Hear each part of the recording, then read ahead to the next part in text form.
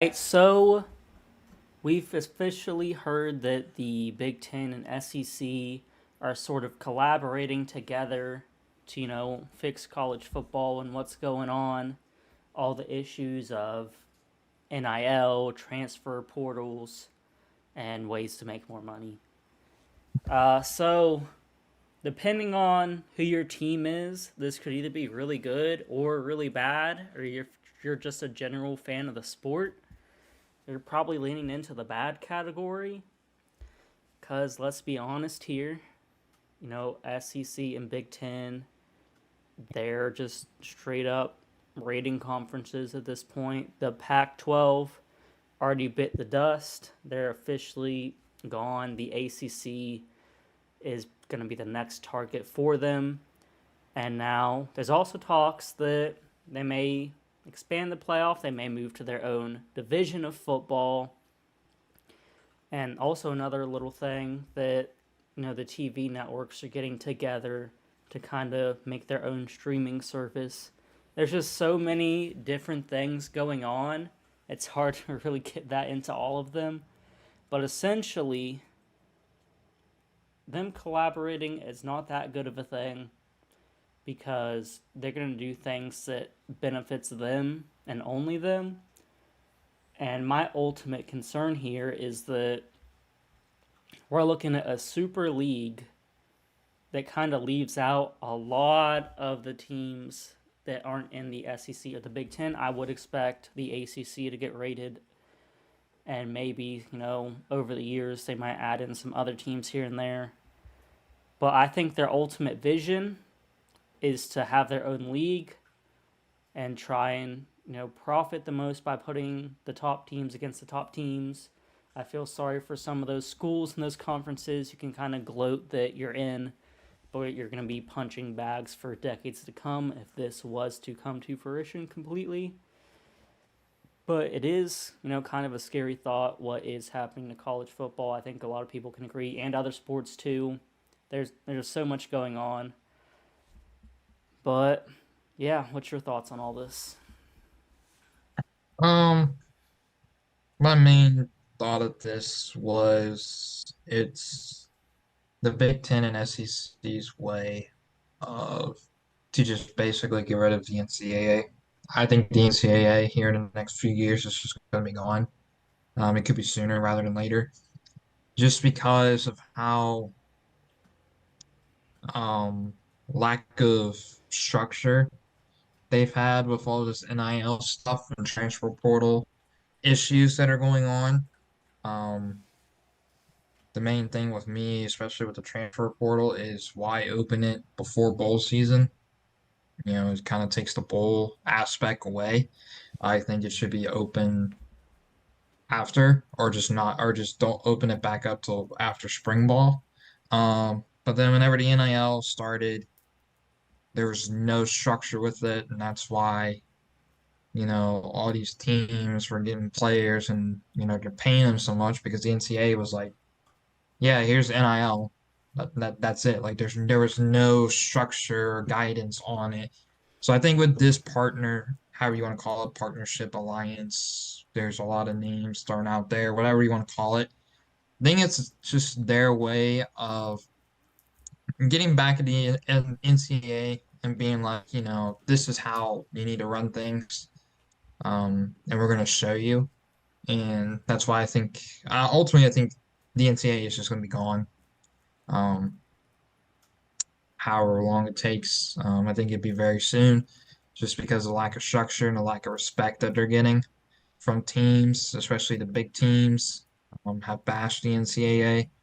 Um, but as far as away from the NCAA part, I think we're just eventually going to get to two super conferences at some point, where there's going to come a point where you're going to have an East and a West, X amount of teams on both sides. There you go. You play and then you make up whatever schedules you want. You want to do your local teams, you want to try and do what your conferences were, but you're not in the conference anymore. I just think that that's where we're going to end up here. in the near future where we're gonna have two Super League teams of X amount of teams, whatever you want to do it.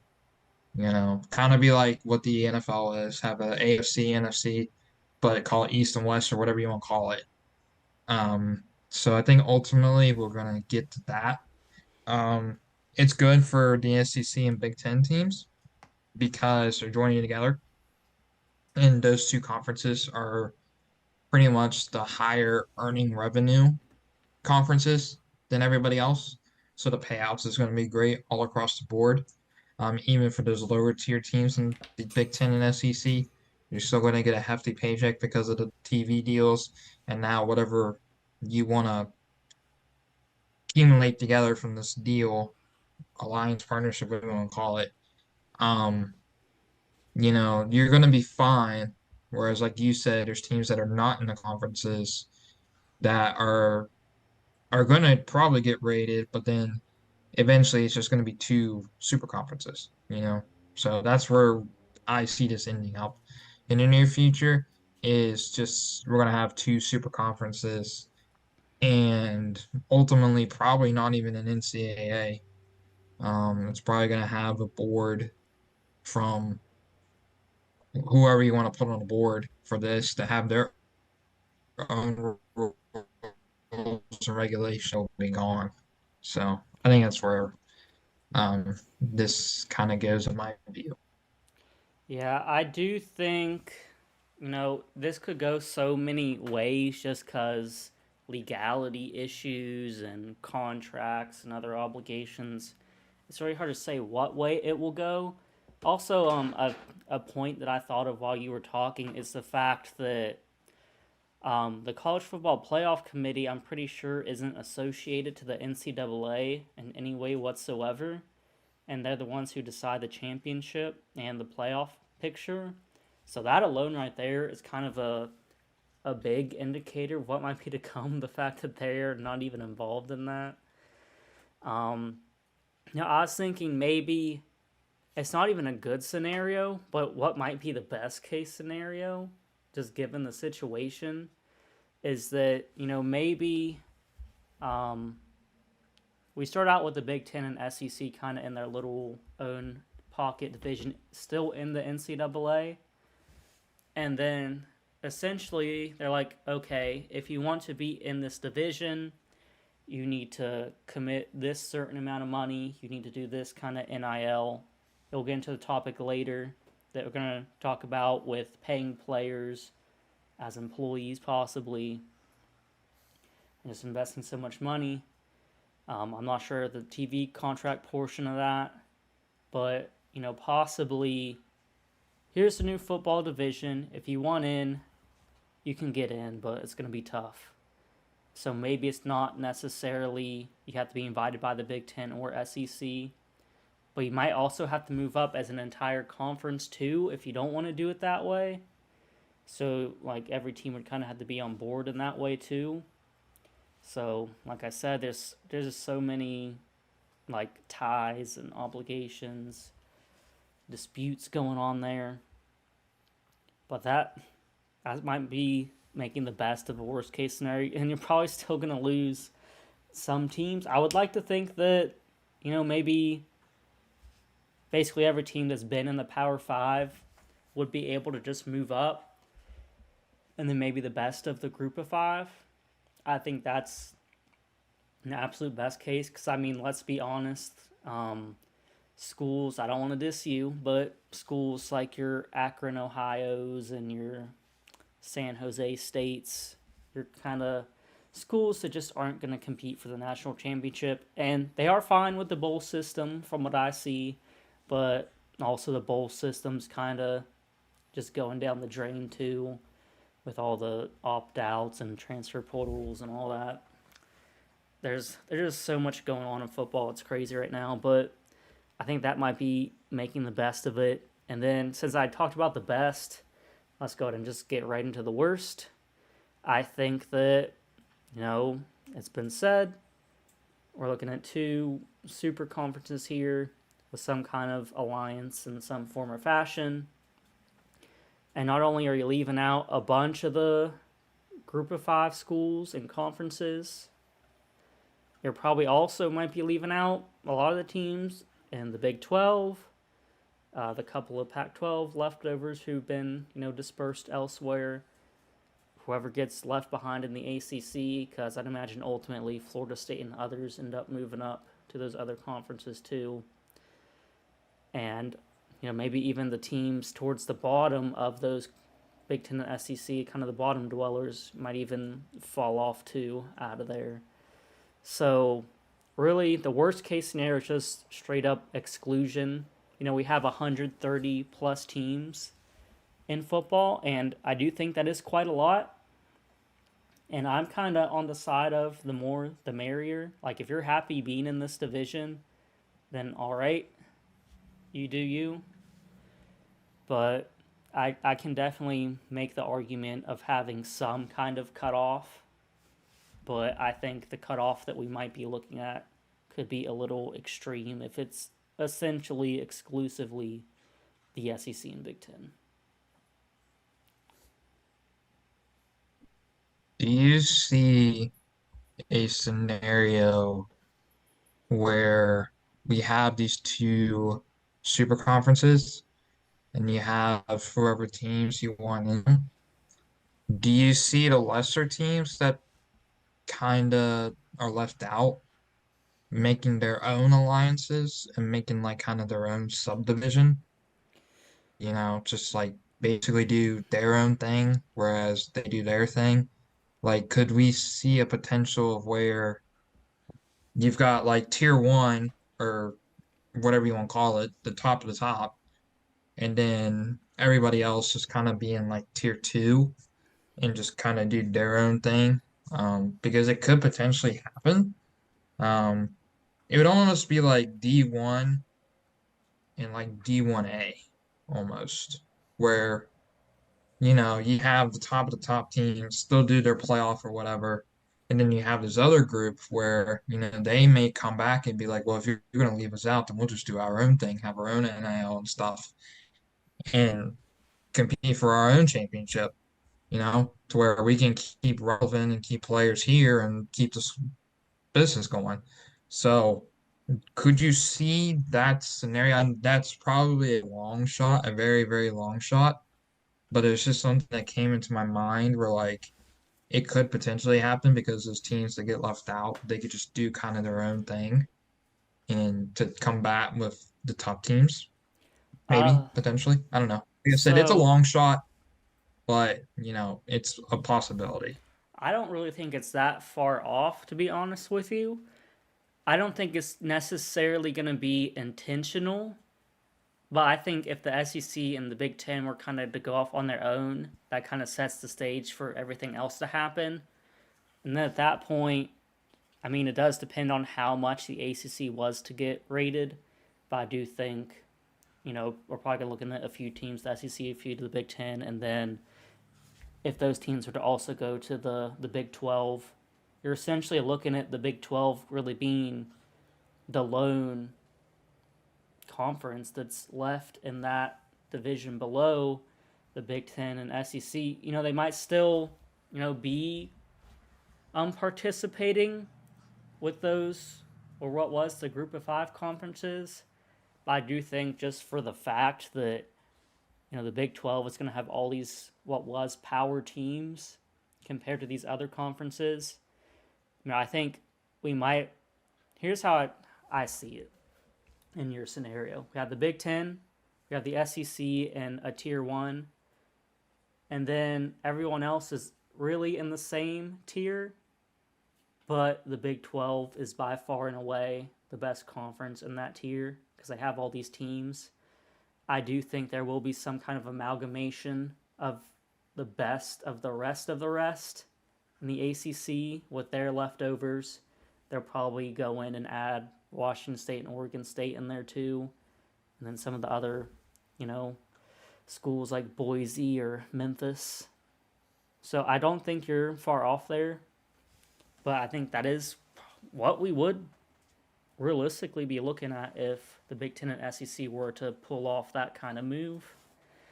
And to get further into this discussion, Recently, there's been a development at Dartmouth where the players are fighting to be designated as employees. Now, Dartmouth isn't really on the level that we're dealing with here. They're kind of just looking for some kind of compensation to live off of. And I've also looked into it that they don't receive athletic scholarships either. So they're kind of just going to school and they're having to, work, or they're already rich because they're going to these schools. But they're kind of having to do their own thing. So being an athlete there, you're just gonna get money just to live off of. But of course, there is a ripple effect to that. It If that really succeeds, it's absolutely gonna reach the Division One FBS football, and then that's where the divide really takes off. Um, Especially, the Big Ten SEC is already making bukus of money compared to everybody else, and then it really comes down to if they decide every school you need to pay this amount of money to your players, or another scenario is pay your players whatever you want to, which I think is worse, because then, a school like Michigan, who just won the championship, might be like, okay, we'll pay all you guys hundreds of thousands of dollars. And then a school like, I don't know, Oklahoma State, they can't pay that kind of money. So they're just flat out not going to compete. Even a school in the Big Ten like Purdue, they don't have those kind of resources, even if they are in the Big Ten. That's just not sustainable. And if it were to be the same amount, I still think a lot of teams can't do that, depending on the amount of money. Because then you also have to consider other legal ramifications with the Title 12 stuff. If you're giving all this money to these male athletes, you also have to give them to females. Do you cut out a bunch of sports programs because you don't want to pay all these players?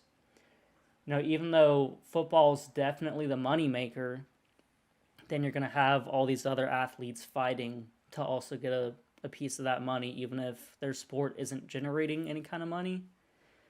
So there's so much going on right there that's just pure speculation, because that kind of just comes down to courts and all that. But that's really, I think, the ultimate tipping point, is if that becomes a mainstay in Division One football. That's what really completely blows off the doors and completely makes it very uneven. Yeah, I'm probably gonna take a different approach than you. That's okay. Um, the way I kind of took it from reading and looking into it was basically, you know, Dartmouth wanted to make their own thing for their players can get compensated because, like you said, they don't get athletic scholarships. They're an Ivy League school, so they're not known for athletics, essentially. But essentially what I took from it is they're kind of like gonna want to make like their own union to where they get paid and they can make their own schedules and just basically run their own thing. Um, which is fine. But kind of agree with your point where one school does it, then another school does it, and another and another. It's just a domino effect that just keeps going and going, and now we're having another bigger issue. I did see where USC is having a trial later this month for the same idea for basketball and football. So that could potentially be the tipping point where you have a school like USC who, good football program. has an up and coming basketball program, especially the past few years. Um, and now they're joining the Big Ten conference next year. You know, they could be viewed as, whoa, okay, well, if they can do it, let's see if we can do it. And I think this just turns into a lot of legal issues, um, because now you have to do federal laws, you even have to do change state laws, to combat with this and to be on the same level.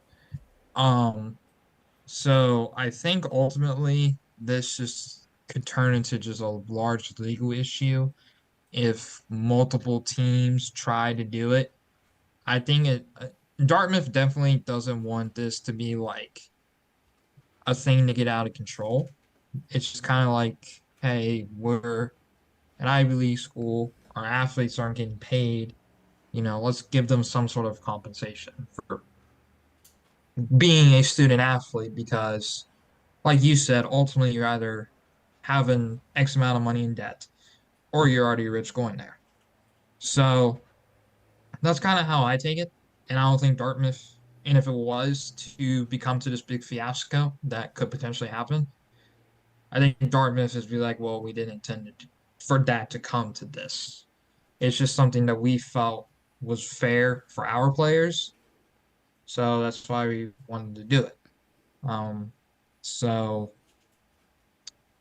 yeah, if it goes into a domino effect where every other team wants to do it, then that's just a lot of legal issues that could come about. Um, and it'll just be, it wouldn't be good for the sport, essentially, in my opinion. It wouldn't be good for the game. Because then potentially you have the potential of excluding out programs that are not your high profitable um sports like basketball and football. Like essentially that's what they are. Those are the two profitable sports. But essentially, you don't want to pay your, softball players, your soccer players, tennis players, whatever sports you want to get rid of, essentially, because those then you're losing interest in sports, and it's just as a whole, it would not be good. Um Even at the college level, it wouldn't be good at the lower levels, like elementary, middle, high school, because not everyone is going to be a collegiate basketball or football player. They get good at different stuff. And if a school these like a soccer, swimming, or tennis, etc., then what's the point in anyone doing it younger because there's no future for you, right? So that's where I see, I know it's a completely different approach, but I can see where that is like a bad thing. I think you would lose interest in the younger athletes wanting to play those sports that aren't like your big money makers, like I said for football and basketball. I think it would just lose interest for people that want to. Now they could still do it, which is fine, and great, but essentially you're ruining a younger athlete's dream of performing and playing at the collegiate level, especially at a D1 level. That's just gone and out the window, essentially. So I just think that's where it could be bad and very bad, um, if it comes to that point. But like I said, I don't. If it came to that, I think Dartmouth just sits back and like, we didn't intend it for that to happen. It got taken out way out of proportion, like a lot of stuff do.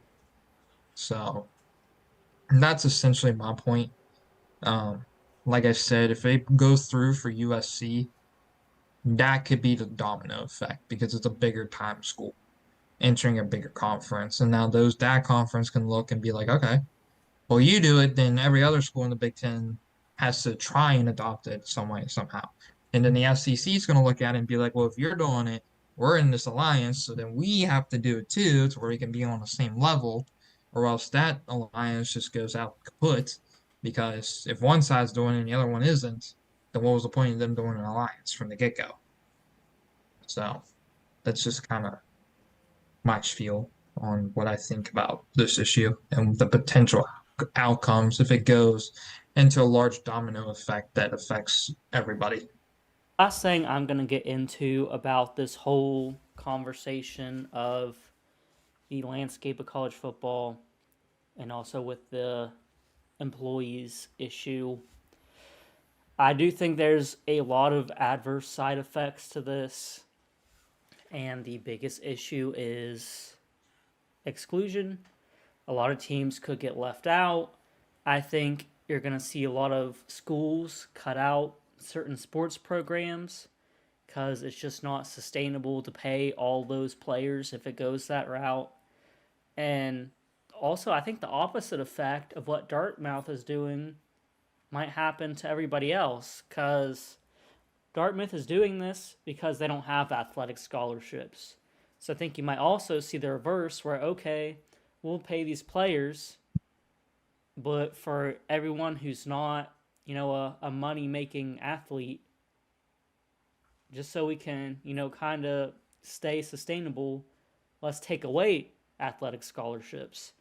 It's mostly going to be taken away from, the athletes who aren't your football and basketball kind of athletes. It's going to be, maybe someone on the rowing or wrestling team or softball, baseball, whatever.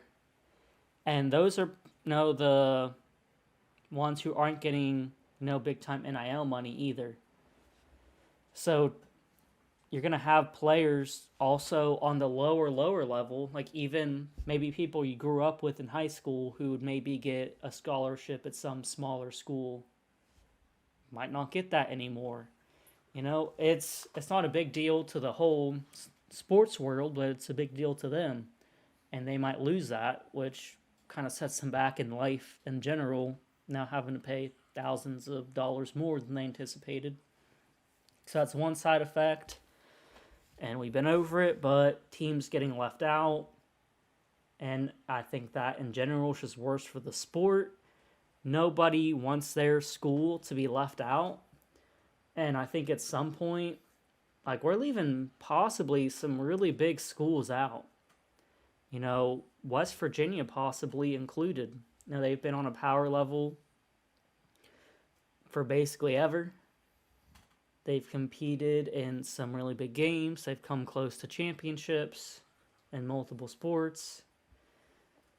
And a lot of other teams are like that, have won championships in a bunch of different sports. Like, these are some teams with a lot of history. Just thinking off the top of my head, teams that are in the Big 12 who might get left out. TCU was just in the championship last year. They might get left out. Kansas and Baylor basketball have won championships over the last few years. They could get left out. And going into the Big East basketball, too, that's a whole nother discussion right there. If they were to leave, the NCAA, what happens to all of college basketball? What happens to the NCAA tournament? There's just so many side effects to where we are going with all of this, and I kind of think there's more harm than good. I would like to think that there's some kind of, fairness. They do it the right way, but the fact that already the SEC and Big Ten are kind of collaborating and the Big 12's not in the discussion with them, I think that alone kind of says everything you need to know, that if these schools and conferences, networks, whoever can exploit some kind of advantage at, the harm of everybody else, they'll do it. And ultimately, it's just worse off for everybody involved.